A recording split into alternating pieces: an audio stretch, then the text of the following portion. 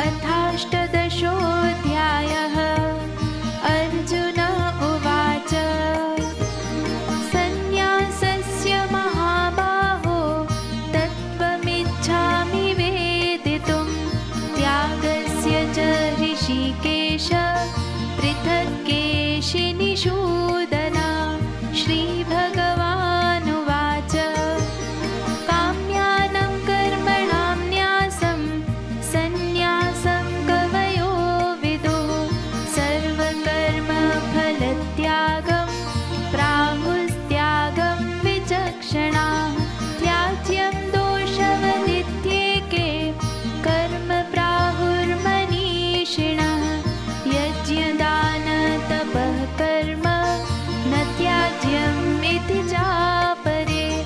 निश्चयं शृणु मे तत्र त्यागे भरतसत्तम, त्यागो हि पुरुषव्याघ्र त्रिविधः सम्प्रकीर्तितः। यज्ञदानतपः कर्म न त्याज्यं कार्यमेव तत्, यज्ञो दानं तपश्चैव पावनानि मनीषिणाम्।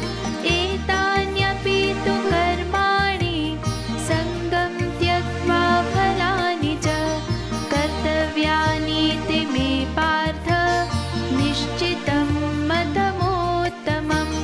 नियतस्य तु सन्न्यासः कर्मणो नोपपद्यते, मोहार्थस्य परित्यागः तामसः परिकीर्तितः। दुःखमित्येव यत्कर्म कायक्लेशभयात् त्यजेत्, स कृत्वा राजसं त्यागं नैव त्यागफलं लभेत्। कार्यमित्येव यत्कर्म नियतं क्रियतेऽर्जुन, सङ्गं त्यक्त्वा फलं चैव स त्यागः सात्विको मतः। न द्वेष्ट्य कुशलं कर्म कुशलेनानुषज्यते, त्यागी सत्त्वसमाविष्टो मेधावी छिन्नसंशयः। न हि देहभृता शक्यं त्यक्तुं कर्माण्यशेषतः, यस्तु कर्मफलत्यागी स त्यागीत्यभिधीयते। अनिष्टमिष्टं मिश्रं च त्रिविधं कर्मणः फलं, भवत्यत्यागिनां प्रेत्य न तु सन्न्यासिनां क्वचित्। पञ्चैतानि महाबाहो कारणानि निबोध मे, साङ्ख्ये कृतान्ते प्रोक्तानि सिद्धये सर्वकर्मणाम्। अधिष्ठानं तथा कर्ता करणं च पृथग्विधं, विविधाश्च पृथक् चेष्टा दैवं चैवात्र पञ्चमम्। शरीरवाङ्मनोभिर्यत् कर्म प्रारभते नरः, न्यायं वा विपरीतं वा पञ्चैते तस्य हेतवः।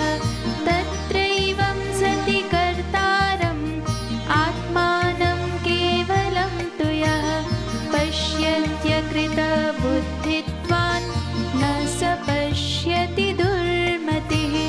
यस्य नाहङ्कृतो भावो बुद्धिर्यस्य न लिप्यते, हत्वापि स इमान् लोकान् न हन्ति न निबध्यते। ज्ञानं ज्ञेयं परिज्ञाता त्रिविधा कर्म चोदना, करणं कर्म कर्तेति त्रिविधः कर्म सङ्ग्रहः।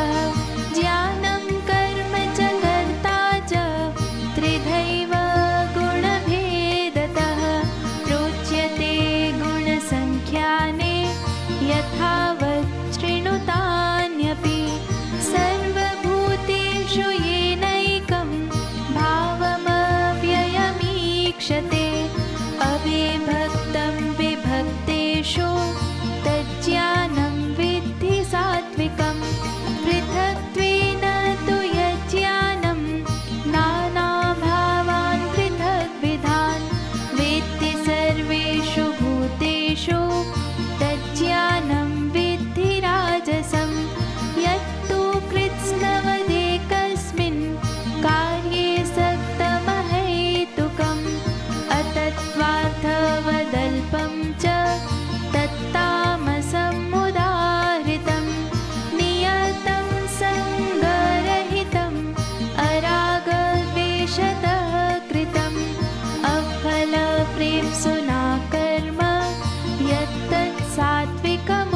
समुच्यते। यत्तु कामेप्सुना कर्म साहङ्कारेण वा पुनः क्रियते बहुलायासं तद्राजसमुदाहृतम्। अनुबन्धं क्षयं हिंसाम् अनवेक्ष्य च पौरुषं मोहादारभ्यते कर्म यत्तत्तामसमुच्यते।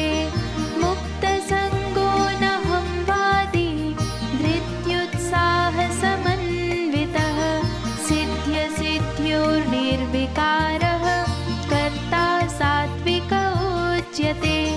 रागी कर्मफलप्रेप्सुर्लुब्धो हिंसात्मको शुचिः हर्षशोकान्वितः कर्ता राजसः परिकीर्तितः। अयुक्तः प्राकृतः स्तब्धः शठो नैष्कृतिकोलसः विषादी दीर्घसूत्री च कर्ता तामस उच्यते। बुद्धिर्भेदं धृतेश्चैव गुणतस्त्रिविधं शृणु प्रोच्यमानमशेषेण पृथक्त्वेन धनञ्जय। प्रवृत्तिं च निवृत्तिं च कार्याकार्ये भयाभये बन्धं मोक्षं च या वेत्ति बुद्धिः सा पार्थ सात्विकी। यया धर्ममधर्मं च कार्यं चाकार्यमेव च अयथावत् प्रजानाति बुद्धिः सा पार्थ राजसी। अधर्मं धर्ममेति या मन्यते तमसावृता सर्वार्थान् विपरीतांश्च बुद्धिः सा पार्थ तामसी। विद्यायया धारयते मनः प्राणेन्द्रियक्रियाः योगेनाव्यभिचारिण्या धृतिः सा पार्थ सात्विकी। यया तु धर्मकामार्थान् धृत्या धारयतेऽर्जुन प्रसङ्गेन फलाकाङ्क्षी धृतिः सा पार्थ राजसी। यया स्वप्नं भयं शोकं विषादं मदमेव च न विमुञ्चति दुर्मेधा धृतिः सा पार्थ तामसी। सुखं त्विदानीं त्रिविधं शृणु मे भरतर्षभ अभ्यासाद्रमते यत्र दुःखान्तं च निगच्छति। यत्तदग्रे विषमेव परिणामे मृतोपमं तत्सुखं सात्विकं प्रोक्तम् आत्मबुद्धिप्रसादजम्। विषयेन्द्रियसंयोगात् यत्तदग्रे मृतोपमं परिणामे विषमेव तत्सुखं राजसं स्मृतं। यदग्रे चानुबन्धे च सुखं मोहनमात्मनः निद्रालस्य प्रमादोत्थं तत्तामसमुदाहृतं। न तदस्ति पृथिव्यां वा दिवि देवेषु वा पुनः सत्त्वं प्रकृतिजैर्मुक्तं यदेभिः स्यात् त्रिभिर्गुणैः ब्राह्मणक्षत्रियवेषां शूद्राणां च परन्तप कर्माणि प्रविभक्तानि स्वभावप्रभवैर्गुणैः शमोदमस्तपः शौचं क्षान्तिरार्जवमेव च ज्ञानं विज्ञानमास्तिक्यं ब्रह्मकर्म स्वभावजं। शौर्यं तेजो धृतिर्दाक्ष्यं युद्धे चाप्यपलायनं दानमीश्वरभावश्च क्षात्रं कर्म स्वभावजं। कृषिगौरक्ष्यवाणिज्यं वैश्यकर्म स्वभावजं।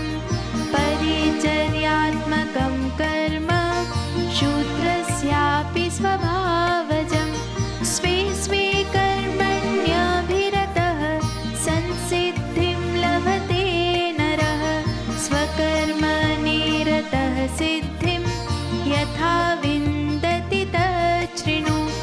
यतः प्रवृत्तिर्भूतानां येन सर्वमिदं ततं स्वकर्मणा तमभ्यर्च्य सिद्धिं विन्दति मानवः। श्रेयान् स्वधर्मो विगुणः परधर्मात् स्वनुष्ठितात् स्वभावनियतं कर्म कुर्वन्नाप्नोति किल्बिषम्। सहजं कर्म कौन्तेय सदोषमपि न त्यजेत्। सर्वारम्भा हि दोषेण धूमेनाग्निरिवावृताः। असक्तबुद्धिः सर्वत्र जितात्मा विगतस्पृहः। नैष्कर्म्यसिद्धिं परमां सन्न्यासेनाधिगच्छति। सिद्धिं प्राप्तो यथा ब्रह्म तथाप्नोति निबोध मे। समासेनैव कौन्तेय निष्ठा ज्ञानस्य या परा। बुद्ध्या विशुद्धया युक्तो धृत्यात्मानं नियम्य च शब्दादीन् विषयान् त्यक्त्वा रागद्वेषौ व्युदस्य च। विविक्तसेवी लघ्वाशी यत वाक्कायमानसः ध्यानयोगपरो नित्यं वैराग्यं समुपाश्रितः। अहङ्कारं बलं दर्पं कामं क्रोधं परिग्रहं विमुच्य निर्ममः शान्तो ब्रह्मभूयाय कल्पते। ब्रह्मभूतः प्रसन्नात्मा न शोचति न काङ्क्षति। समः सर्वेषु भूतेषु मद्भक्तिं लभते परां।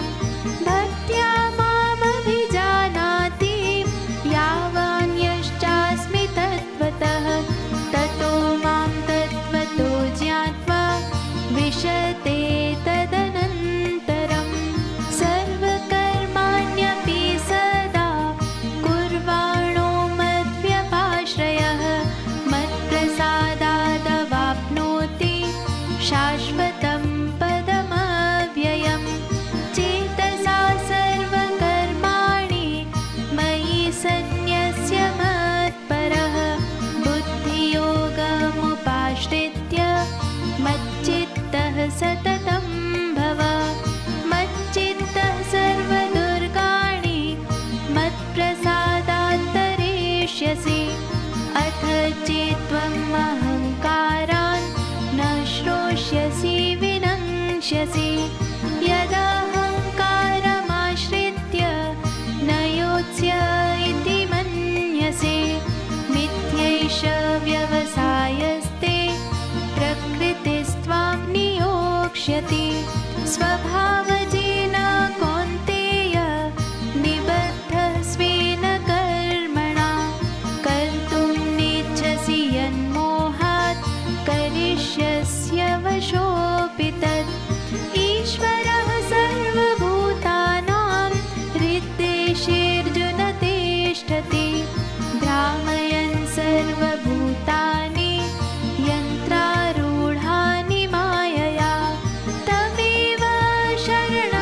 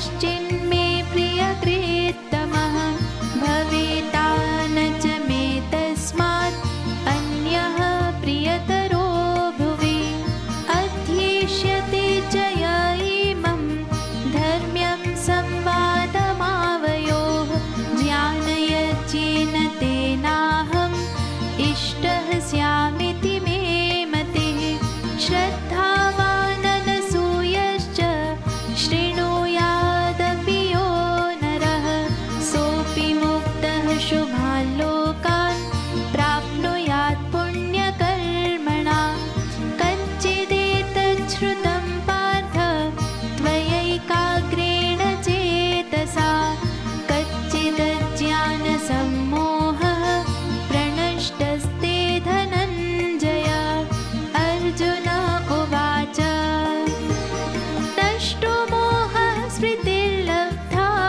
त्वत्प्रसादान्मयाच्युत स्थितोऽस्मि गतसन्देहः करिष्ये वचनं तव सञ्जय उवाच इत्यहं वासुदेवस्य पार्थस्य च महात्मनः संवादमिममश्रौषम् अद्भुतं रोमहर्षणं व्यासप्रसादात् श्रुतवान् एतद्गुह्यमहं परं योगं योगेश्वरात् कृष्णात् साक्षात् कथयतः स्वयं राजन् संस्मृत्य संवादमिममद्भुतं केशवार्जुनयोः पुण्यं हृष्यामि च मुहुर्मुहुः तच्च